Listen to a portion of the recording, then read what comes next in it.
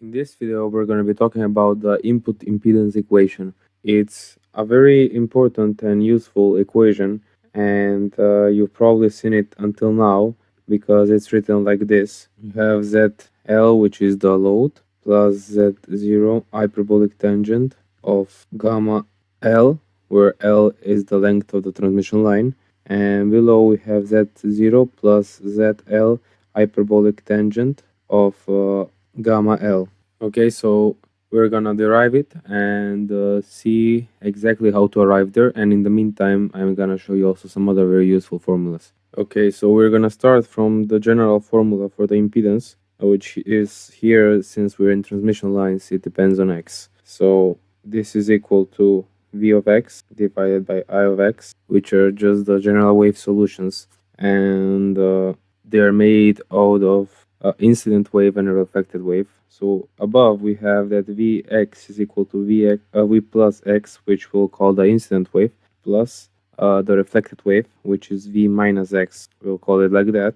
And I of x is 1 divided by Z0, which is the characteristic impedance, multiplied by V plus x minus V minus x. Okay, be careful about this minus, don't forget it. And now we're gonna take V plus x in front of the parentheses, because you want to find the correlation between the impedance, which is Zx, and the reflection coefficient. And I will show you in a minute how we'll arrive there. So we take V plus x in front of the parentheses, and then we have left inside 1 plus, what is this thing right here? It just V minus x divided by V plus x, which in other words is just the reflection coefficient, gamma x, okay? So I'm just gonna write it directly so I don't waste space, okay? And below I do the same thing, and I take V plus x in front of the parentheses divided by Z0, and inside I have 1 minus gamma x, okay? And now we can notice here that the V plus with V plus cancels out. So now as a final formula, we have that Zx is equal to Z0 multiplied by 1 plus gamma x divided by 1 minus gamma x, okay? So this is officially our first important formula, and we'll mark it as 1. And if we want here, we can also find the relationship from this to gamma x. And what we need to do is just isolate gamma. Okay, to do that, let's first multiply by both sides with 1 minus gamma x, okay? And we will have on the left side Zx times 1 is Zx minus Zx gamma x, okay, equals to, let's multiply Z0 by the numerator, and we have Z0 plus Z0 gamma x, okay? So now I'm just gonna take this from the other side and this from this side, okay? So we have Zx minus Z0 equals to Zx gamma x plus Z0 gamma, okay? So now I'm gonna just isolate gamma x in front of a parenthesis. So we have Zx minus Z0 equals to gamma x, Zx plus Z0.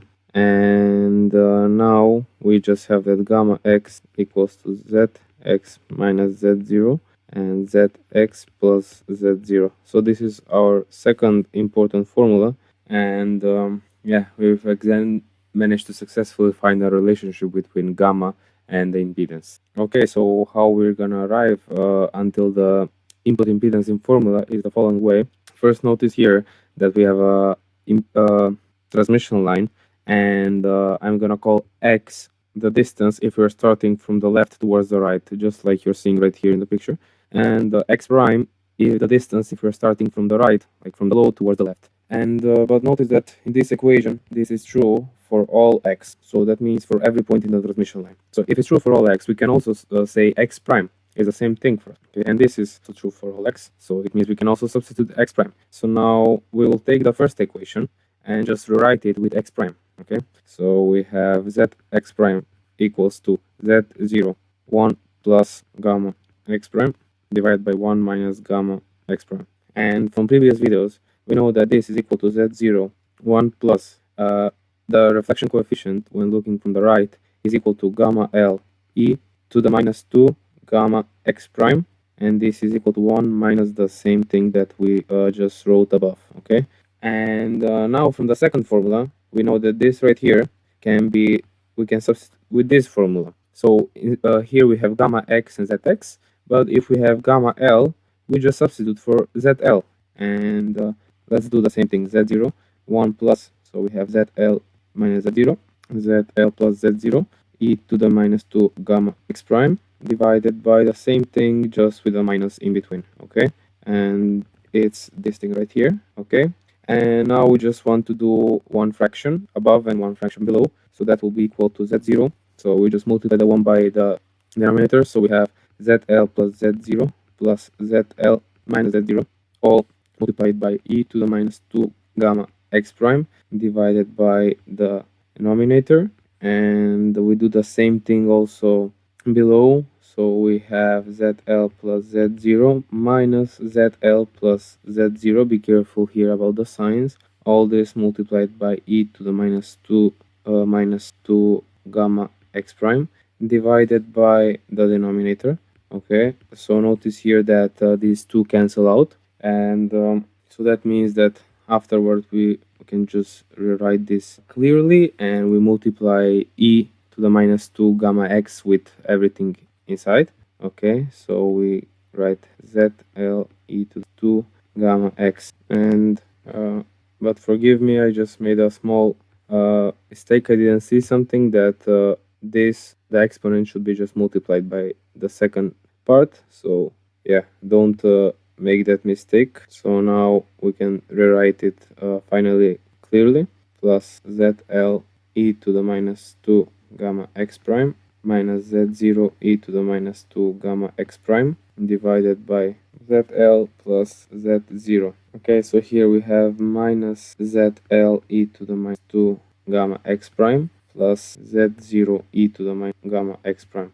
Okay, so we know that in our end goal we have hyperbolic cosine and sine, which is then combined and we get hyperbolic tangent. So now I want to arrive to a form, since I know that these things are inside, so I want to arrive to the following forms. So we have that hyperbolic cosine is equal to e to the gamma x prime plus e to the minus gamma x prime divided by 2, and hyperbolic sine is equal to e to the gamma x prime minus e to the minus gamma x prime divided by 2. So that means that we want to, in this formula, to somehow regroup the exponents and divide them by 2. So you notice that here we have a 2 in the exponent, so we want everyone to have 1 in the exponent. So let's just multiply the numerator and denominator with e to the gamma x prime. Okay, so that way we will have, this is equal to z0 zl e to the gamma x prime plus z0 e to the gamma x prime, okay, plus zl e to the minus gamma x prime minus z0 e to the minus gamma x prime. Okay, so we divide this and we do the same reasoning here. Okay, so now that I wrote the whole reasoning, and now let's regroup z0 and zl respectively in the numerator and the denominator. So here we have z0 zl e to the gamma x prime plus e to the minus gamma x prime plus z0. Okay, so we do the same thing also with z0, and in the denominator we have zl e to the gamma x prime minus e to the minus gamma x prime plus z0. So now, since we want to arrive to these formulas, as we said, what needs to happen, as you notice, is that we just need to divide these parts by 2. Okay, so both up and down we just need to divide by 2 at both places. Okay, and when we divide, we notice that this will become cosine, hyperbolic cosine, and this will become hyperbolic sine. Okay, from gamma x prime and from gamma x. Okay, so let's just write that clearly. Z0 ZL hyperbolic cosine plus Z0 hyperbolic sine. Okay, and since it's better visually to have cosine, sine, cosine, sine, we'll just also move that 0 here, and it will also have hyperbolic cosine plus ZL hyperbolic sine. Okay, and now to arrive to a final formula, we will just assume that hyperbolic cosine is different than 0, and we'll divide by it. And notice that when we divide sine by cosine, also in general, we get tangent, but here we just get hyperbolic tangent. Okay, and so this is Z0, ZL, this cancels out the first term, so it's just 1, plus Z0, we said that this is hyperbolic tangent of gamma x prime, and below we have Z0 plus ZL hyperbolic tangent of gamma x prime. Okay, so we already arrived at the very general formula, and which is Zx prime. Okay, so this is the most general formula, and the formula specifically for input impedance is because if you look at the design right here, okay, so we have that this right here is L, it has a length of L, and we are starting from here. Okay, so we are at the input when we pass the whole transmission line, so that means when x prime equals L. Okay, so we just substitute that in our final formula, and we have that this right here becomes Z in, as I said, input impedance, Z0, ZL, here we just rewrite it, we have nothing to change here, but here we have gamma, and instead of x prime we just write L. Okay, and below we have Z0, we just rewrite everything, this is the load L, hyperbolic tangent of gamma L also, and we substitute x prime equals L. So we successfully arrived at the final formula. Thank you for watching this video, I hope you enjoyed it, and ask any doubts if you have in the comments, and see you in the next one.